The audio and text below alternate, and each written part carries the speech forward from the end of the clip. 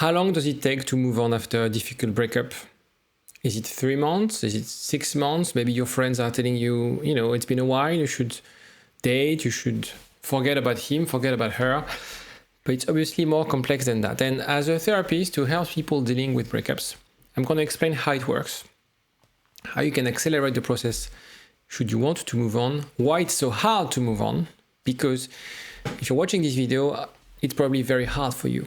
It's very hard for you to process. It's very hard for you to forget about your ex, to move on, to consider another relationship. And maybe in this video, what I'd like to do is to use the comment section as a way for you to explain your story, to tell more about your different challenges and see whether our collective intelligence could help you feel better and also feel that you're not the only one in that situation. The first thing you have to do is to be gentle with yourself. Very often, there's a sense of guilt, a sense of shame that we suffer after a breakup. We feel like, I'm so stupid, I'm so weak. Again, I'd like you to look at the comment section and see that you're not the only one in this case. It is completely normal to feel broken, to feel lost, to feel confused after a difficult breakup. It means that you are a human being. You have feelings. You have emotions. All of these are valid. The point is not to disregard those emotions. I said in the intro that some of you might really actively want to forget about your ex. Let me be very clear. You will never forget your ex. He or she will always be in your memories. You will always be remembering the good times we had with them, maybe the bad times. You can't forget them. The point is to grow from this relationship. And the reason it's so hard to move on and the reason it's painful is because the same area in the brains managing physical pain are activated after a breakup. It's exactly the same region in the brain. That's why it's painful. So don't feel bad that you're in pain. Don't feel bad that you can't sleep, that you overeat, there's so many symptoms. A lot of my clients, they come to see me because they can't go to work. They can't focus. It's totally normal. It's because you need to readjust. And like any of those processes, it's a process. It takes a bit of time. The point of my work, the point of the work, the therapy, generally, is to see how you can accelerate, how you can structure this work. Because if you don't do anything and you let things slide, there's a chance that you will prolong the pain more than needed. Now, there's something you need to take into account. And that's why it's not that you can't rely on friends. You should rely on friends. But that's why sometimes when you have a conversation with your friends, they might not understand why it takes so much time for you to heal. Because it's a very personal process.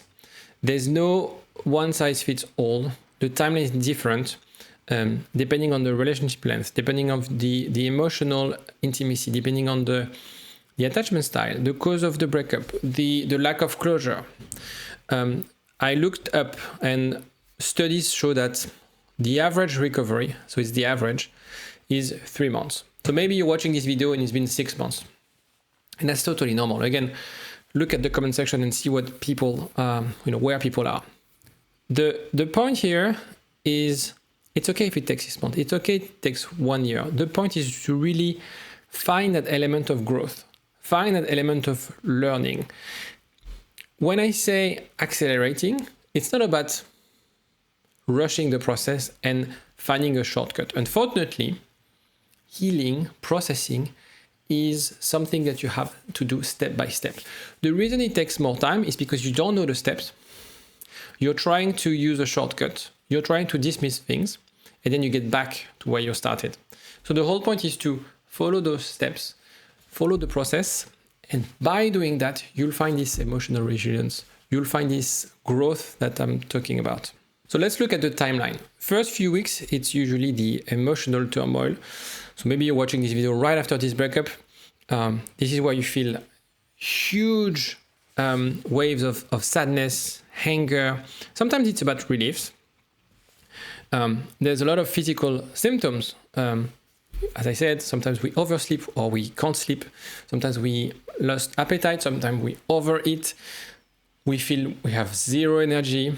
The point here is to be more of a around the self-care element, around I need to take care of myself right now. That's the only thing that matters. This is usually temporary, and after, the aftermath of the breakup is quite violent.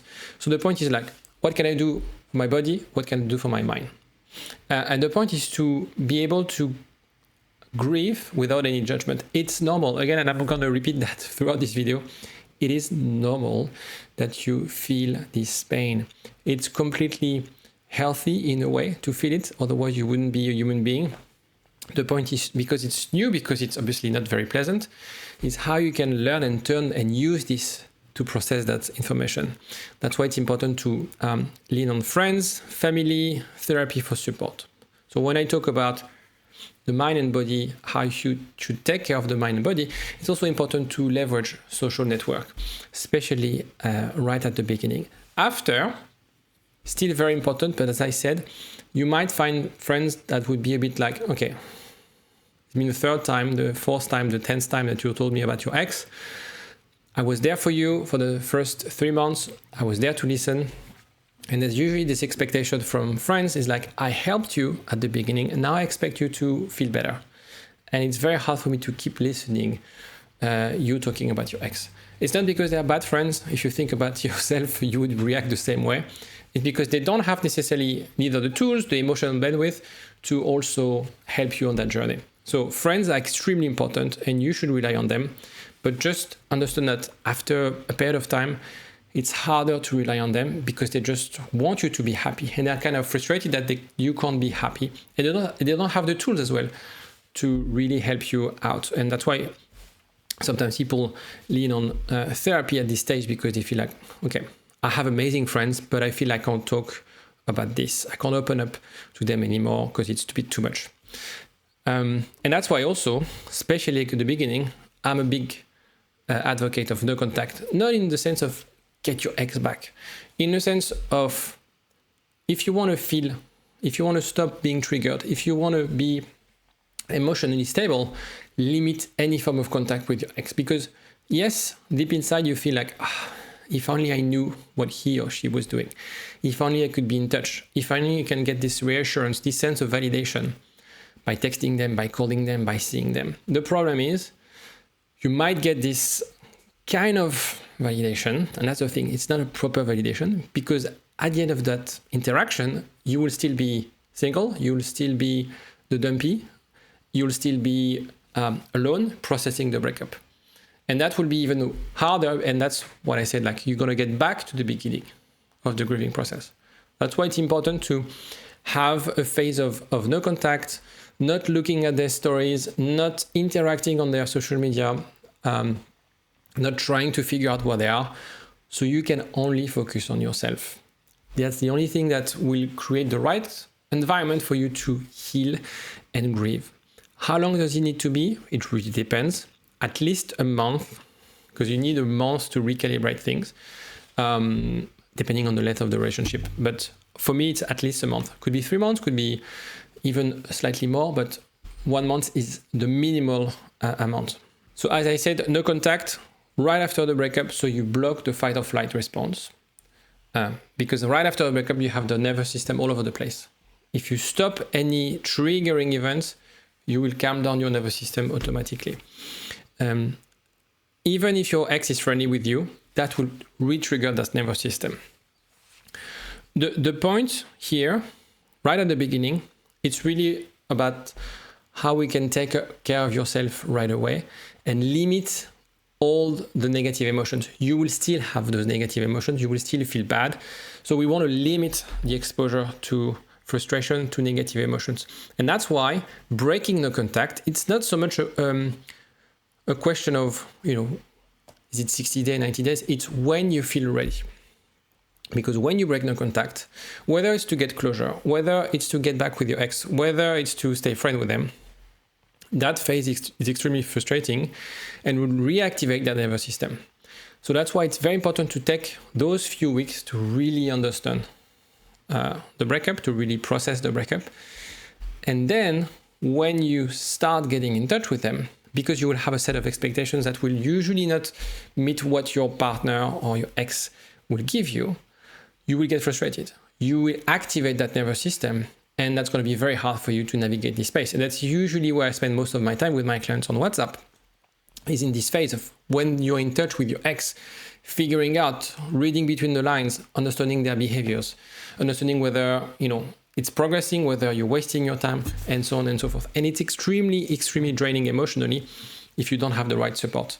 So how it should look like, and again, it really depends on people, but just to give you a rough idea of how it could look like. Months 1 to 3, it's about stability. You have, at the beginning, very high highs and very lows.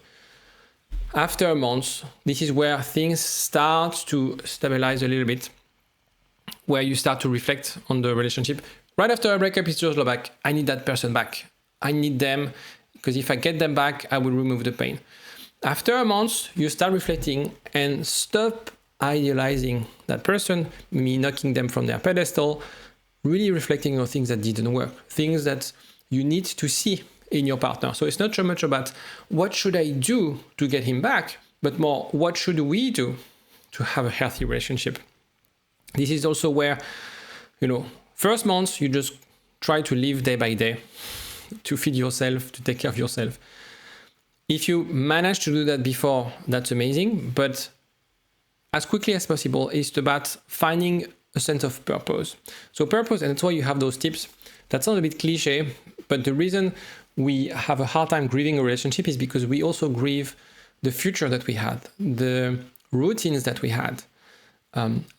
A relationship gives us a sense of purpose.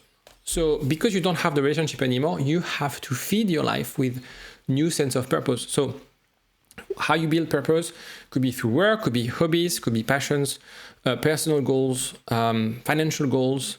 Maybe, it's time for you to buy a house. It's time for you to sell your house, to refurbish your house. But having a project gives you a sense of purpose, and shift your focus on this.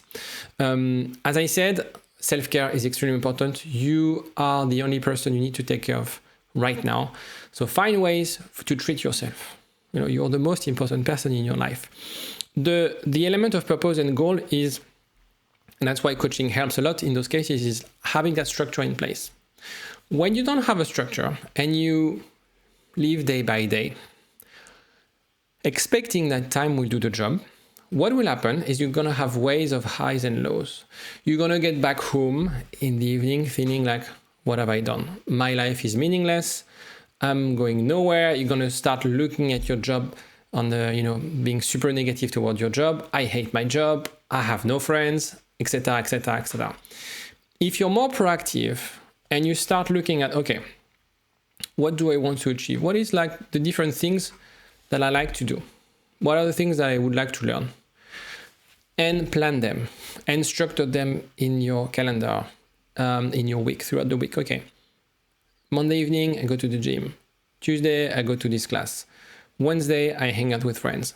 Thursday, I don't know, I go on blind date. You just find what works for you. The point is to have these sort of projects where you can celebrate those milestones. That's why hobbies are great, because you also learn, you develop what we call self-efficacy, and that develop confidence. So self-efficacy is the ability, is this idea of I learned something, I know how to do it, right? So the great thing is when you're a beginner, it's quite the learning curve. You get a lot of progress quite quickly on some of activities. So golf is quite hard because the learning curve is quite steep at the beginning, but there are other activities like I think piano or guitar. You can learn nowadays to play guitar or piano in few lessons. You can learn to play a few things. I don't play guitar or piano, but I think it is. Then for months 4 to 6, that's about rebuilding confidence. So again, we established the right foundation. It's how we can progress, how we can grow from there. This is where you have stronger self-esteem because you focused on personal growth. So you're basically getting the dividend of what you invested in the first 3 months. This is where you have those new interests, new opportunities. For let's say month number 1, after a month, you feel like, okay, I need to find a new job. So it's gonna take 2, 3, 4 months for you to get interviews, so in those timeline, in this phase of months 4 to 6, this is where you get interviews, where you get your first job offer, etc., etc. But you have to start early on. Okay, so that's why people would take them a year to sort of process the breakup, because they won't do anything and they feel like, oh yeah, I just need time, or I'm suffering, or it's so hard, I don't feel the motivation. The problem is that when you wait for the motivation to do things, you do nothing. So how motivation works is that you need to do something, then you get motivated. I don't have the study here. I will put a note to link the study on this, but it's fascinating. How motivation works is that you need to do something first, even a tiny bit of the action, and then the motivation will come. The problem is that when we are depressed, when we are sad, when we're anxious, we have low energy. And so we have this, oh, I'll do it when I'll feel better. Never wait before you feel better. Find a small achievable goal and work toward that goal. Do it the first thing in the morning. And by doing that, you're sort of breaking this vicious circle. You might feel dating as well. That's one of the best way to move on, is to date new partners. When? It really depends on people. Again, what I often say is you will never feel ready until you do it. Again, the same thing of motivation. And that first date would be awful. So accept it. The first date usually after a breakup is usually quite bad. And dating is kind of a numbers game. So you need to go on a few dates to just find yourself in that new setting, in that new environment. There's a bit of ego boost. There's also a bit you're going to be comparing with your ex, with other partners, and that's fine. The point is to experiment things and see how you feel. So if you date before you're ready, that's fine. You just experience something and you figure out, okay, I'm not ready. It's a bit weird. The point is to really experiment and sort of get exposure to new experiences. And again, don't feel that if you go on a dating app or whatever, that first date will be, okay, this is the person who will help me move on after this breakup. No, that's just going to be a date. And it's likely that this date will be awful, but you have to go on that first date. There's also an element of the mental construct of things. Obviously, after a breakup, we're in a dark place. So as I described before, the whole point of how we process the breakup is we process the emotions so we can gradually feel a bit better and then proactively reinforce positivity by the things that we do, by the people that we have around us, by the projects or the things that we are looking up to. And that positive self-reflection accelerate the recovery. So again, I will put all the links of the studies I'm using in this video. And that's why it's important to have a project. That's why it's important to have people where we can celebrate those tiny wins. And it could be like, last year I did a class on stand-up, to do some stand-up. And I was really, really scared, obviously. And that was a great thing to celebrate with my friends. They came to see me and supported. So that could be something like that, where you put yourself out there and set yourself a bit of a challenge.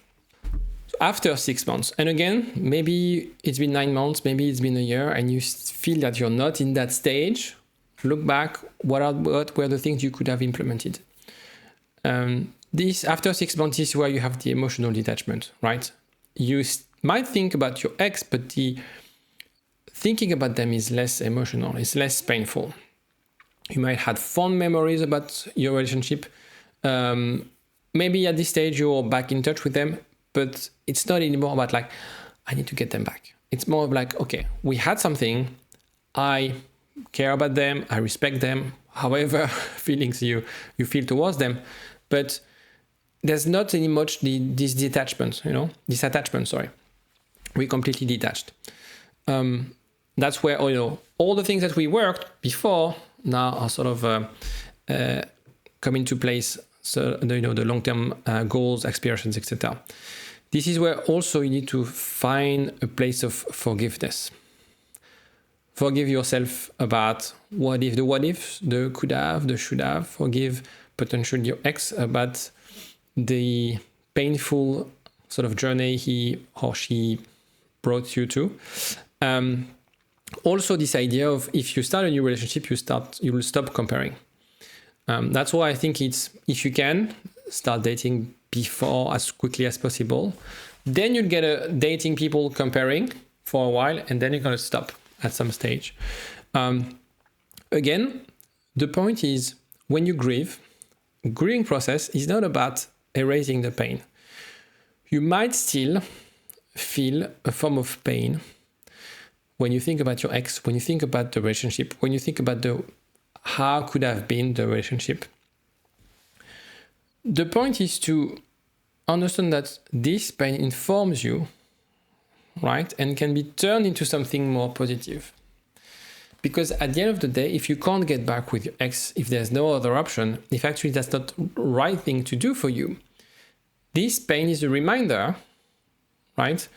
That, you shouldn't be attracted by something painful, right? You shouldn't be sort of feeling the fear of missing out of something that represents such a pain, right? You want to be attracted by positivity.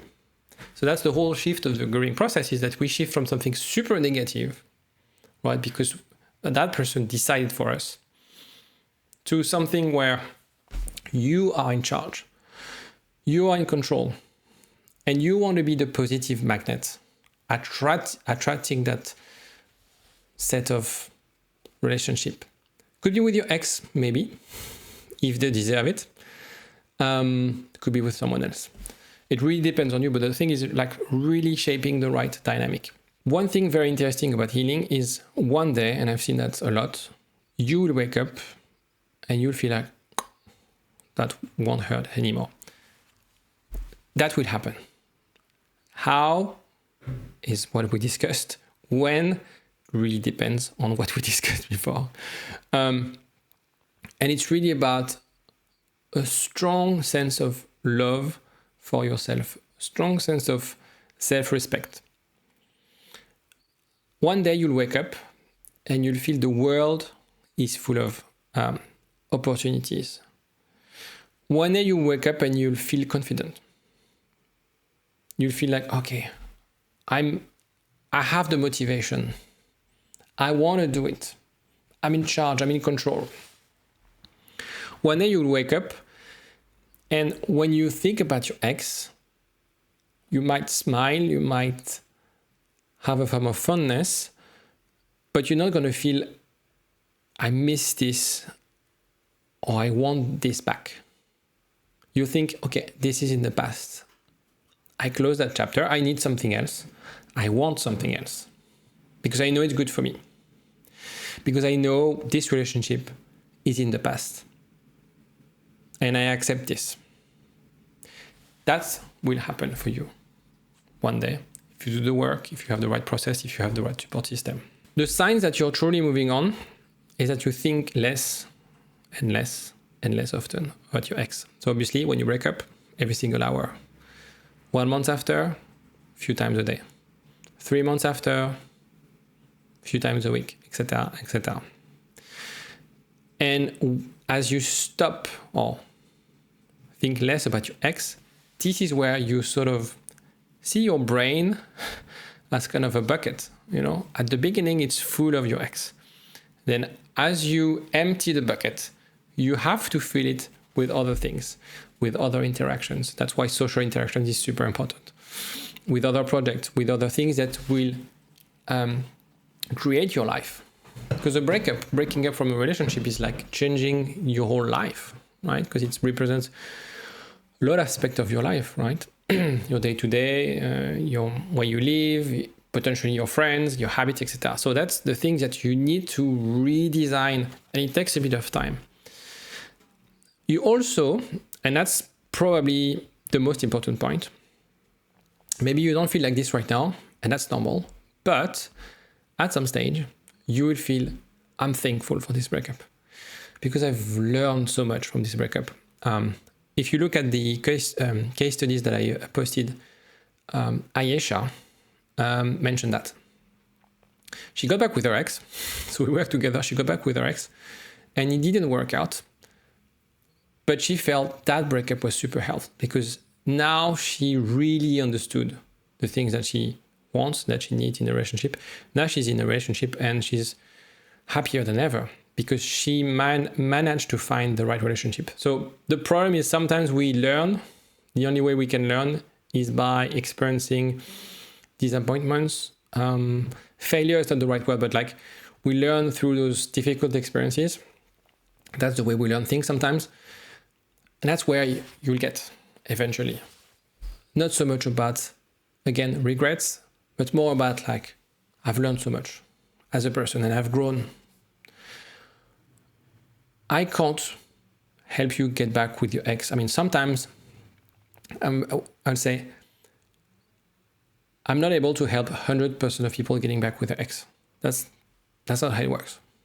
However, 100% of my clients feel that this process helped them grow, help them become a better partner, a better person in a way. That's the value of breakup. People come to see me because sometimes they want to get back with the ex. Sometimes they just want to move on. But the point for me is to help you grow from this. And you will. That's a guarantee. If you do the work, if you sort of have the right support system, you will learn from it and you'll feel stronger. Right? It's difficult, it's painful. It takes a bit of time because it's a process, but you will feel stronger than ever. And yes, you will move on. As we discussed, it's not a linear process. Sometimes we look at the grieving, the phases of grieving, and we think like, okay, 1, 2, 3, 4, 5. No, it's going to go back and forth. It's going to be, sometimes you're going to have low moments. Sometimes you might get triggered because you will hear about your ex, you'll get a notification or whatever. As I said, what really determines the timeline is the support system that you have. Now, quick tip, if your breakup was recent, mark your calendar 3 months from now and write a letter to yourself. Write a letter to yourself about how you feel, about your experience. I can guarantee you, and I'm going to check the comment section 3 months after I post this video, I can guarantee you that when you read this letter, you'll feel like, who is this person? I don't feel like this anymore. This is so foreign to me, this kind of experience of the breakup. I don't feel like this anymore. Okay, I bet, and I would be super curious to read the results of that. If your breakup wasn't recent and you feel I can't move on, and probably that's most people here, let me know in the comment section. Share your story, because that will help other people. I will also help you and answer questions and give you some tips and things you could read, things you can do. Because again, sometimes we feel like, oh, yeah, there's something wrong with me. No, there's nothing wrong with you. What's wrong is probably the method, probably the few things that you're doing. It's not so much about you, because it's a normal response. As I said, you're a human being. Being heartbroken, it's normal, because you cared about this relationship, because he or she didn't give you that closure, didn't give you that clear explanation that you deserve, right? But being in pain is normal. If it's been like months and months and months and you still have a hard time moving on, let me know. Please let me know, and I'll give you any tips. I will end on this review, not to brag, but just to say, Preston, who is in his 50s, had a really hard time. So he worked with myself and Elizabeth. The point is that he's done the work and he managed to feel confident, to move forward, to grow from this breakup. Have a look as well on the case studies. If you feel the need to get that strength, to get a form of confidence that it will work out, because it will work out. You will eventually move on. Again, if you need any help, Let me know in the comment section. I'll be here. I'll be reading all your comments. And have a look at the other comments because I think that will help you as well to relate with people. Take care of yourself. Remember, yes, this is painful, but you will move on if you just have the right method and the right support. Rely on your friends, rely on a strong social support, and you'll go through there. You'll find someone, you'll find the right relationship, a relationship that works for you. Take care of yourself. Bye-bye.